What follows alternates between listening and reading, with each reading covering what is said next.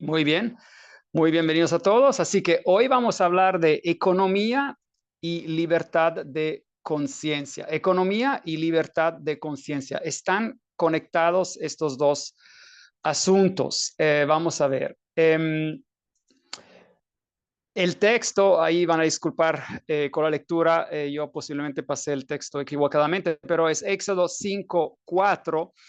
Eh, El pueblo de Israel se encuentra en Egipto, son esclavos, ya ustedes conocen muy bien el relato, y vemos estos versículos rápidamente. Entonces el rey de Egipto les dijo: Moisés y Aarón, ¿por qué hacéis cesar al pueblo de su trabajo? Volved a vuestras tareas. Y dijo también Faraón: he aquí, el pueblo de la tierra es ahora mucho, y vosotros les hacéis cesar de sus tareas. La palabra cesar es el verbo usado para guardar el sábado en Génesis y Éxodo, y después obviamente en el resto de la Biblia. Encontramos por la primera vez el uso de ese verbo Shabbat en Génesis 2, en la creación misma, donde Dios mismo reposó, es decir, Shabbateó, si me permiten decirlo de esa manera, ¿no? Y guardó el sábado en el séptimo día.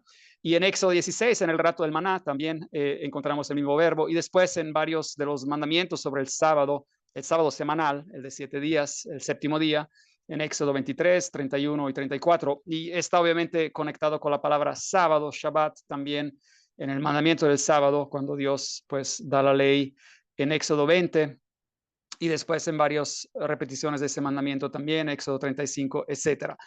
De hecho, en Génesis y en Éxodo, la única referencia donde el verbo Shabbat no se refiere al sábado, porque Shabbat significa también cesar, parar de hacer algo, es en Génesis 8:22, donde se refiere a que Dios no va a parar las estaciones después del diluvio, es decir, no va a haber otro diluvio otra vez.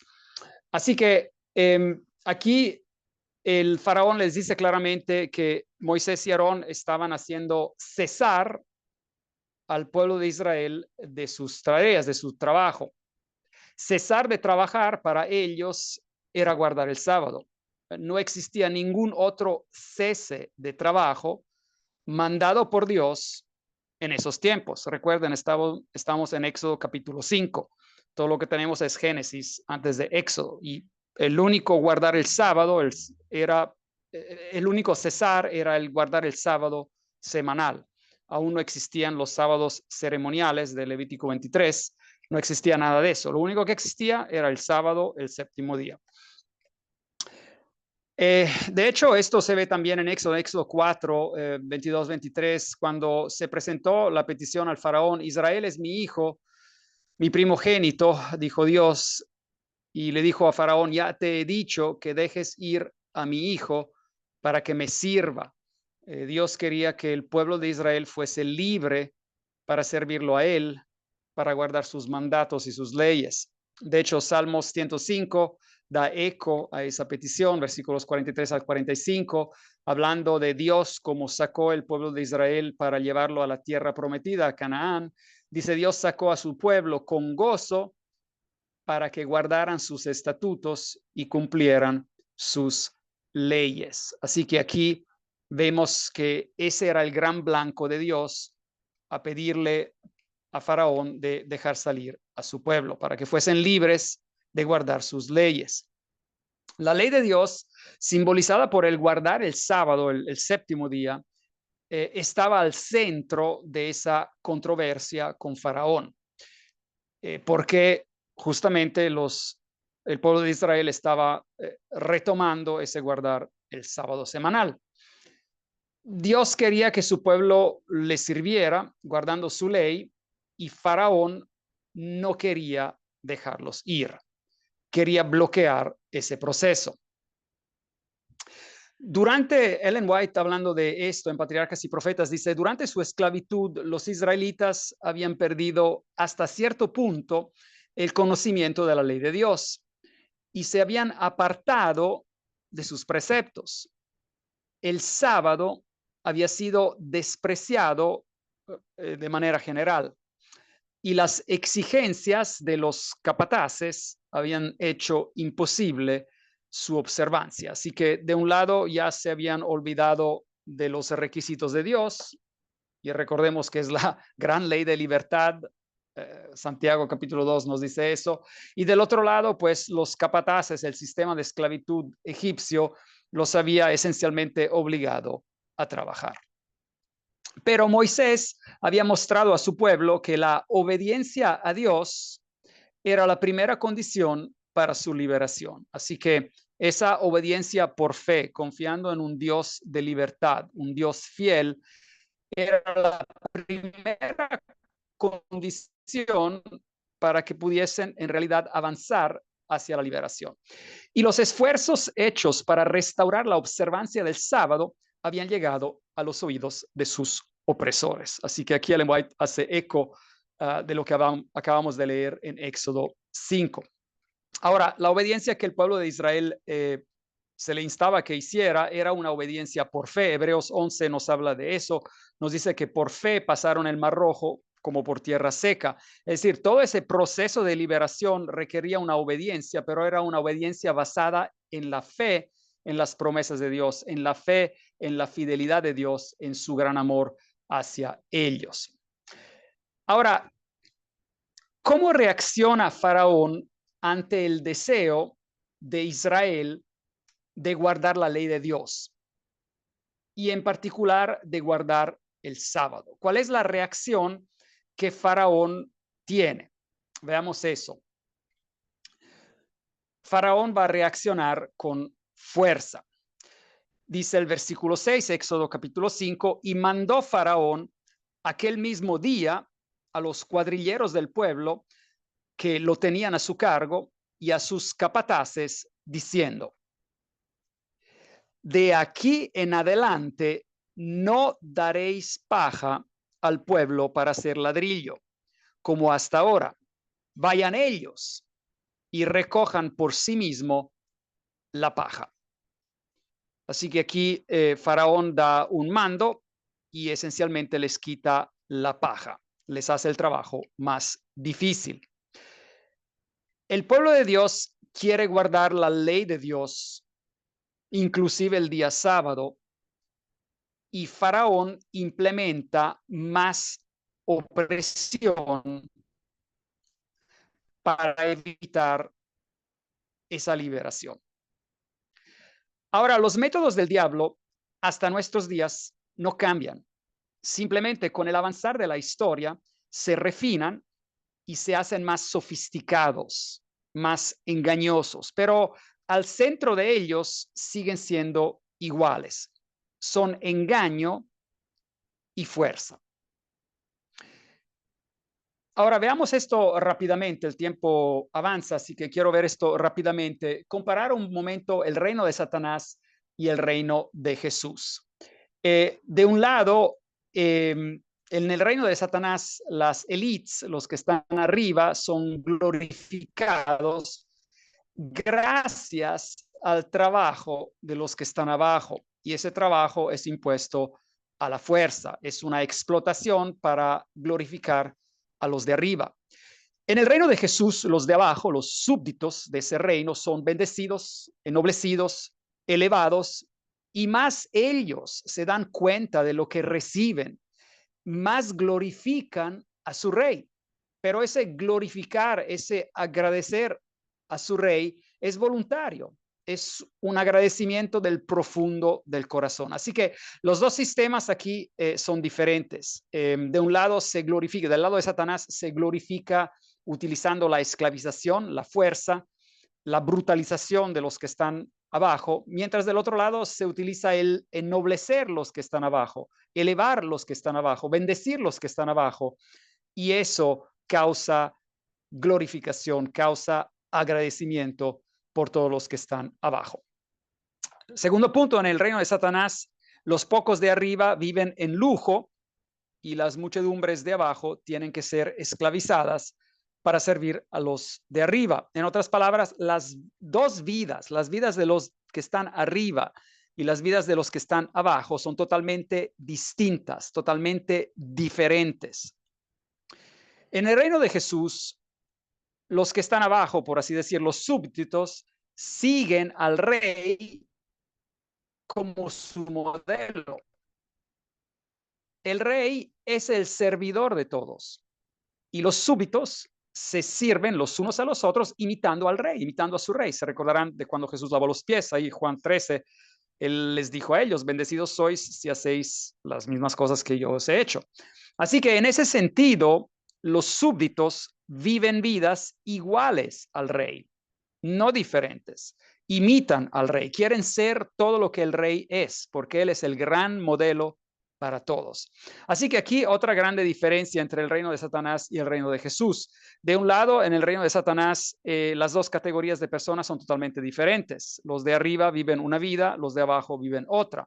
Mientras que en el reino de Jesús, pues el rey es el primer servidor de todos y nos insta a nosotros a seguirlo a él. La vida nuestra tiene que ser más y más apegada a la vida de nuestro gran rey. En el reino de Satanás, nadie de los que están arriba se preocupan por los de abajo. Los de arriba viven en su mundo, los de abajo viven en su mundo. Pero en el reino de Jesús, el rey se preocupa por todos, hasta por el más pequeñito. En el reino de Satanás, solo la felicidad de los de arriba cuenta. En el reino de Jesús, si el más pequeño no está feliz, el rey tampoco está feliz. Para todo, para ver qué está pasando. Así que aquí vemos una diferencia esencial entre estos dos reinos. Esta es a lo mejor la más importante en la cual me quiero enfocar. El modelo de autoridad en el reino de Satanás es como una dictadura, es decir, no existe relación, no existe intimidad, no existe amor, no existe diálogo. Es a la distancia, en cierta manera, y a la fuerza. En el reino de Jesús, el modelo de autoridad es como una familia, obviamente una familia bien hecha, ¿verdad? El padre se sacrifica por sus hijos, se gana el cariño de ellos, se gana el respeto de sus hijos. Hay intimidad, los hijos le siguen porque lo aman y saben que él quiere lo mejor para ellos. Así que aquí vemos el modelo de autoridad es totalmente distinto entre los dos sistemas, el reino de Satanás y el reino de Jesús. En nuestro relato, el faraón actúa como un dictador. ¿Ya? Faraón dijo, de aquí en adelante no daréis paja al pueblo. Vayan ellos y recojan por sí mismos la paja. Ahora Dios está liberando a su pueblo, instándoles a guardar el sábado, y el diablo reacciona y actúa para encadenarlos más y les aumenta la carga laboral. Ya no habrá paja. No habrá paja, es decir, les va a dar más trabajo, pero el mismo salario. Esa es un poquito la idea que vemos aquí. De nuestros días, ese quitar la paja se hace también, pero de poquito en poquito, a no ser que haya grandes crisis como en Venezuela. Pero en el resto de los países occidentales y en muchos de los también que no tienen economías tan desarrolladas, cada vez la vida se hace más cara y más difícil.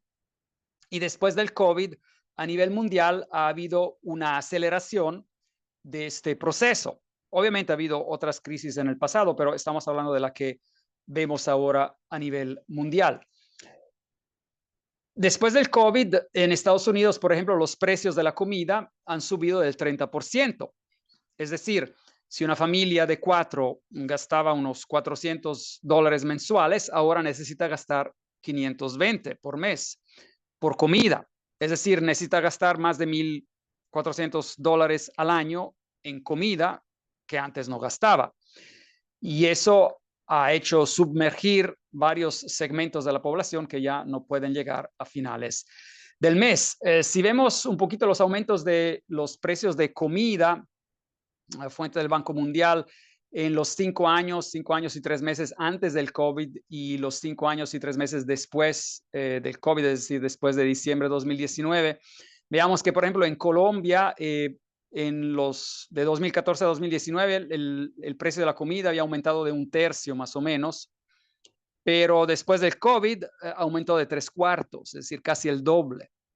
En Italia había aumentado del 5% antes del COVID, los 5 años antes del COVID, pero después del COVID aumentó de casi 1/3, 27%. En la República Dominicana había aumentado los 5 años antes del COVID de un 22%, un quinto, pero después del COVID aumenta de un 50%, es decir, se duplica el aumento.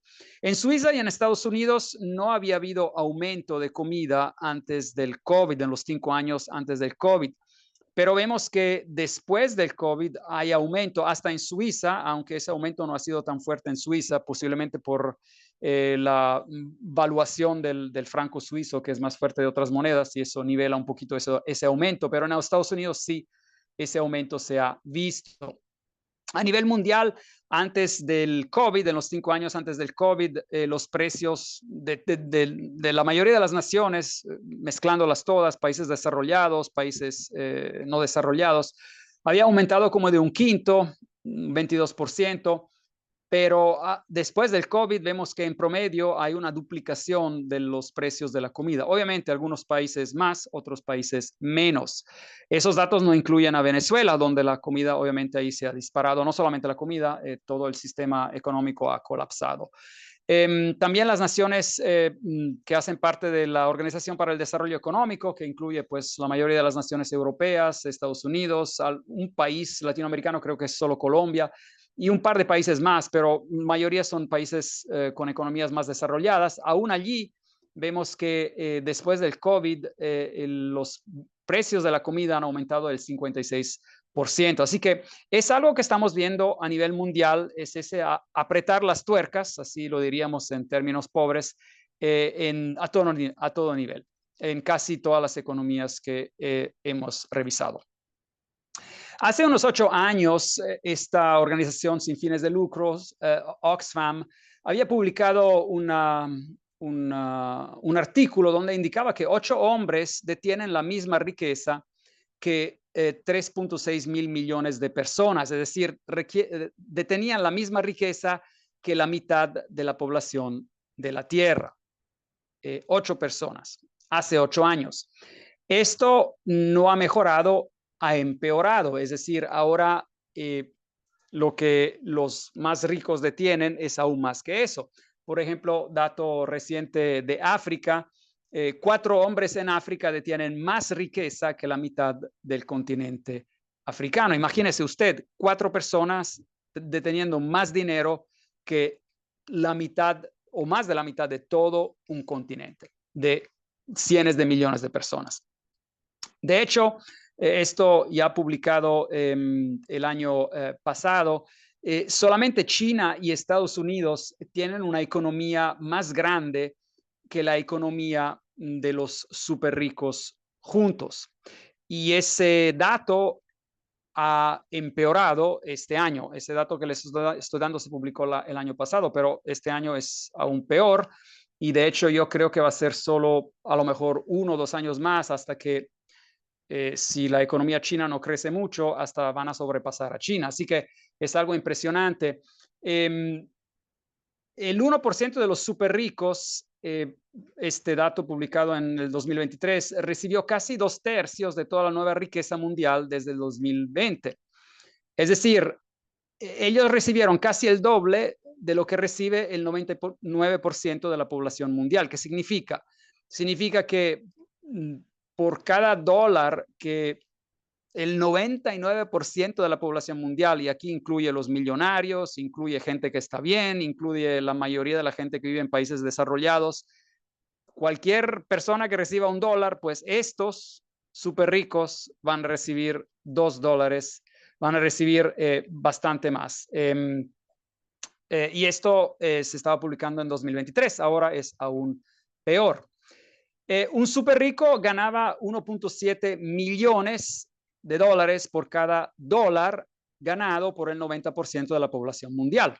así que se imagina aquí la diferencia, ¿no? El 90% de la población ganando $1 a sacrificio, y por cada dólar ganado, estos súper ricos se ganaban 1.7 millones, es decir, controlan las ganancias a nivel mundial. Sus fortunas han aumentado de 2.7 mil millones por día. Bueno, eso era hace un par de años atrás, ahora es peor. El número y riquezas de los súper ricos se han duplicado en los últimos 10 años, es decir, entre 2013 a 2023. Así, y esa aceleración es aún más fuerte de nuestros tiempos. De hecho, ya hubo un par de estudios que se publicaron sobre las economías de Estados Unidos, Inglaterra y Australia, y hacían ver que esencialmente cada dólar más que se tenía que gastar, digamos, por alimentos o por gasolina o por otras cosas, de ese dólar, la mitad de ese dinero que se tenía que gastar extra iba directamente a los súper ricos. Digamos, si yo tengo que comprar mi leche de soya y me cuesta $1 más, el 50% de ese dólar, los 50 centavos, de aumento, no son debidos a, yo que sé, al cartón o al agua o a la soya que se utiliza en el producto o al transporte, son debidos a que se aumentó el precio para dar más dinero a los que manejan estos comercios. Así que eso es lo que está pasando a nivel mundial. Aquí está una foto de los 4 más ricos al mundo en este momento. Y interesante notar que Elon Musk, los números son chiquitos, pero ya ha superado la cifra de 400 mil millones de dólares. Esto es algo, la primera vez a nivel mundial. En 2023-24 no existía este aumento. Así que es difícil para alguien que no ha estado adentro de esos sistemas imaginarse la cantidad el abarque de ese tipo de imperios económicos. Aquí los 4 más ricos, pues si tienen que ver con tecnología, Larry Ellison, pues casi 300 mil millones de dólares. Zuckerberg, el dueño de Facebook, 267 mil millones de dólares. Jeff Bezos, el propietario de Amazon, 226 mil millones de dólares. Si comparamos esto con el año pasado, Elon Musk tenía como más o menos unos 243 mil millones de dólares, ahora está en 400 mil millones de dólares. Se imaginan el aumento, ¿no? Y así los otros también. También se puede ver las ganancias que ellos tienen de día a día en las bolsas, en todo lo que ellos detienen a nivel mundial. Y aquí una vez medí eso a finales de agosto de 2024, y las ganancias, pues el que había ganado más en ese día, pues había sido Jeff Bezos, casi unos 6 mil millones de dólares en un día. Elon Musk, unos 4 mil millones de dólares. Y los otros, pues entre 3 mil millones de dólares y después 2 mil millones de dólares, 2.7, 2.5 millones de dólares. Este año, es decir, un año después, las ganancias se duplican. Es decir, esto se está acelerando. Zuckerberg ganó el lunes a final del día de negocios unos 9 mil millones de dólares. Ellison también. Y pues aquí, entre los 5 que han ganado más, pues vemos a Larry Page y Sergey Brin de Google, también unos 4.5 mil millones de dólares. Vemos que los números pues se cuantifican a un doble de lo que era hace un año atrás. Ahora, lo que nos interesa ver, hemos hablado un poquito de esos súper ricos, de cómo estas elites se están consolidando más y están dominando más y más de lo que es la economía mundial, literalmente dominando al mundo. ¿Cuál es la relación entre la ley dominical o el nuevo orden mundial, que nosotros pues hemos hablado de unos 170 años, y la economía? Vamos a ver eso rápidamente. En Apocalipsis 18 se nos presenta a Babilonia como un sistema, también como un sistema comercial sin iguales. Apocalipsis 18 especialmente nos habla de todo ese gran comercio, ¿no? Y los mercaderes de la tierra y los que van en barcos, ¿no? Los que se ocupan de comercio, de transporte, cuando ese gran sistema colapsa, el grito de ellos es: ¿qué ciudad era semejante a esta gran ciudad, de la palabra gran ahí, mega en griego, ¿no? Imponente, este sistema imponente de comercio, ¿no? Apocalipsis 18, 18. Así que los súper ricos en Apocalipsis 18 sirven a la élite política, a los reyes. Y los reyes, a su vez, sirven a la gran prostituta espiritual, es decir, a Babilonia, quien reina sobre los reyes. Ese es el esquema de poder que nosotros encontramos en Apocalipsis y también con un eco en Daniel.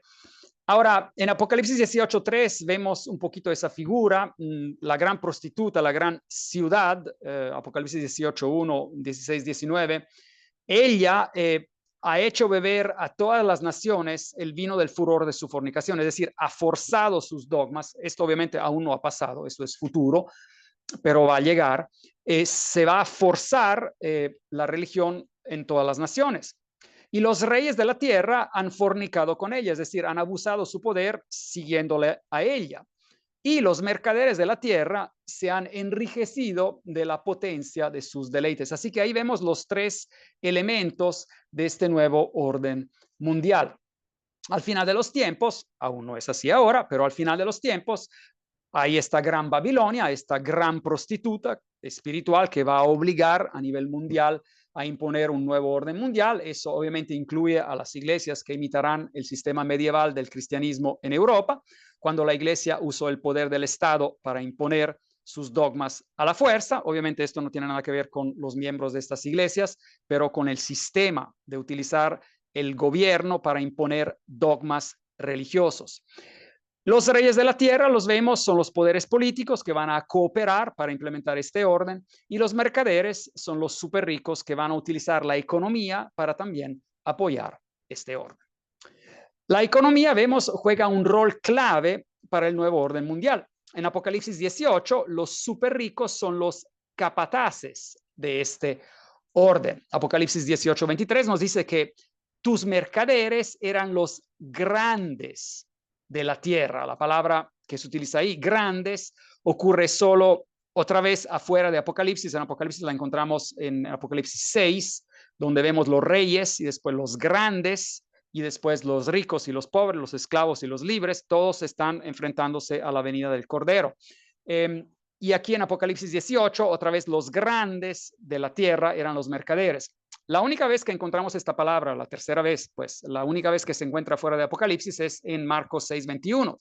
Es cuando el rey Herodes tuvo su cumpleaños con sus grandes. ¿Y quién eran ellos? Pues eran los oficiales principales de su reino, hacían correr su reino. Así que la idea que Apocalipsis 18 nos está dando es que estos súper ricos hacen correr este reino que de los políticos que a su vez todos unidos implementan un nuevo orden mundial siguiendo a la bestia, siguiendo a Babilonia. Pues ese es un poquito lo que nos explica Apocalipsis.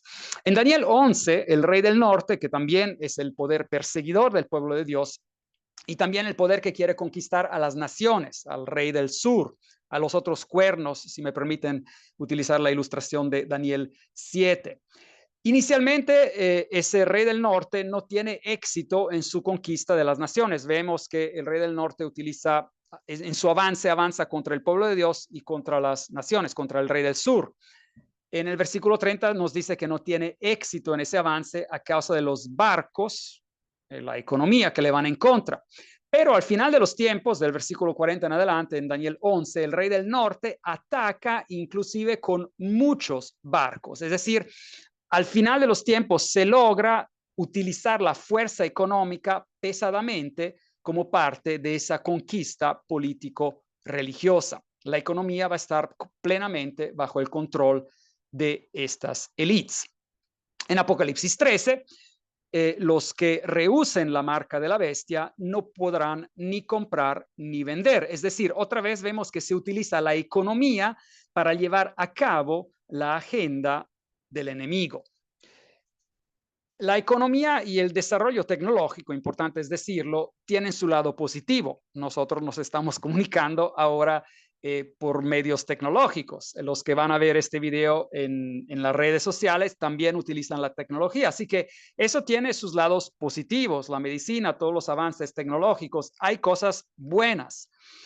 Pero en Daniel y en Apocalipsis se nos indica que eventualmente la economía y todos los avances que tenemos como sociedad serán herramientas para forzar al mundo a la falsa adoración. Aquí encontramos, y esta ya es la última parte, porque yo sé que el tiempo avanza, encontramos una foto, esta en 1895, los llevo de regreso a Estados Unidos, no sé cuán bien la vean la foto. Aquí hay un grupo de personas y no se puede ver muy bien, pero están todos atados con cadenas porque son un grupo de trabajadores de trabajos forzados, son prisioneros. Y de este grupo, pues estos señores ahí, que les puse un círculo en rojo, pues son todos adventistas del séptimo día. Esta foto fue hecha en Tennessee y en los estados del sur de Estados Unidos había lo que se llamaban leyes dominicales. Era prohibido, había leyes de diferentes fuerzas en diferentes estados, pero esencialmente se prohibía hacer trabajos y a veces en algunos lugares hacer cierto tipo de comercio, de compras en ese día. Y varios de estos habían sido arrestados no por estar trabajando afuera, simplemente estar a veces trabajando en sus tierras, fuera de la vista de cualquiera, haciendo un pozo o recogiendo o cosechando algo. Y por eso pues habían sido arrestados y estaban aquí haciendo labores, trabajos forzados. Eso, septiembre 1895. Ellen White se encontraba en ese tiempo en Australia y se hizo una reunión para hablar de ese asunto de libertad religiosa unos 3 meses después y varios hablaron allí, varios pastores, etcétera, pero todos querían saber un poquito, pues, qué opinaba ella de esa situación que se estaba desarrollando al sur de Estados Unidos. Y ella instó a evitar de trabajar los domingos en el sur de Estados Unidos, aunque fuese trabajo en su propia tierra, en sus propias pertenencias, evitar, digamos, de crear enfrentamientos y dedicar más bien ese tiempo a evangelismo. Obviamente ella estaba hablando del sur de Estados Unidos, donde había ese tipo de gran prejuicio. Y ella escribió lo siguiente: en la actualidad, la observancia del domingo no es la prueba. Había estas leyes dominicales al sur de Estados Unidos, pero aún no era la prueba. Vendrá el tiempo cuando los hombres no solo prohibirán trabajar el domingo, sino que tratarán de obligar a trabajar en sábado y apoyar la observancia del domingo o perder su libertad y su vida. Pero ese tiempo todavía no ha llegado, pues la verdad debe de ser presentada más plenamente a la gente como testimonio. Ahí ven la referencia, la pueden buscar en el libro Maranata, una pequeña cita de ese tema que se dio en esos tiempos. Interesante ver cómo ella veía claramente que aquí no es solamente una cuestión de adorar o no adorar en un día, es también la violación de la ley de Dios, es decir, ser forzados a trabajar en sábado.